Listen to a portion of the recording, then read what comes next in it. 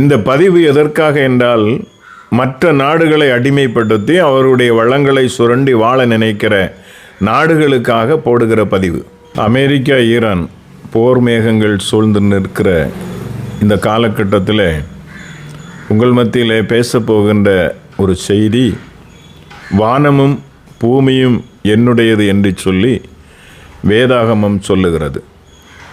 ஆனால் இந்த நாட்களிலே இந்த போர் மேகங்கள் எண்ணெய் வளங்களுக்காக, தங்கத்திற்காக, விண்வெளிக்காக, கடல் வழிக்காக உள்ள வளங்களை கொள்ளையடித்து தன்வசமாய் சேர்ப்பதற்காகத்தான் இந்த இராணுவ குவிப்பு, இவ்வளோ பெரிய பிரம்மாண்டமான போர்க்கப்பல்கள், ஏவுகணைகள், இவ்வுலகத்தில் இருக்கிற வளங்களை கொள்ளையடித்து தன்னுடைய நாட்டின் பக்கம் சேர்த்து அதனூடாய் நான் பெரிய நாடு என்று காண்பிப்பதற்கு அமெரிக்கா போன்ற நாடுகள் பல நிலைகளிலே பல நாடுகளின் மீது வரிகள் விதிப்பது, அவர்கள் மீது அத்துமீறி நுழைந்து இராணுவ தாக்குதல் நடத்துவது போன்ற காரியங்களை பல ஆண்டுகளாக செய்து கொண்டு வருகிறார்கள்.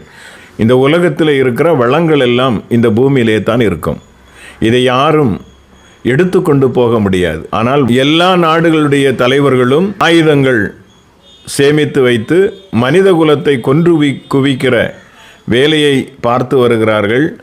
ஆனால் வளங்கள் எல்லாம் இந்த பூமியிலே தான் இருக்கும். மனிதன் மாத்திரம், குறிப்பாக இந்த நாட்களிலே ஈரானுடைய தலைவர் அயத்துல்லா கமானி, ட்ரம்ப், புட்டின், இந்தியாவினுடைய பிரதமர் போன்ற பிரதமர்கள், அதாவது நாட்டின் முதன்மையான குடிமக்கள் இந்த உலகத்தில் என்றும் இருப்பதில்லை.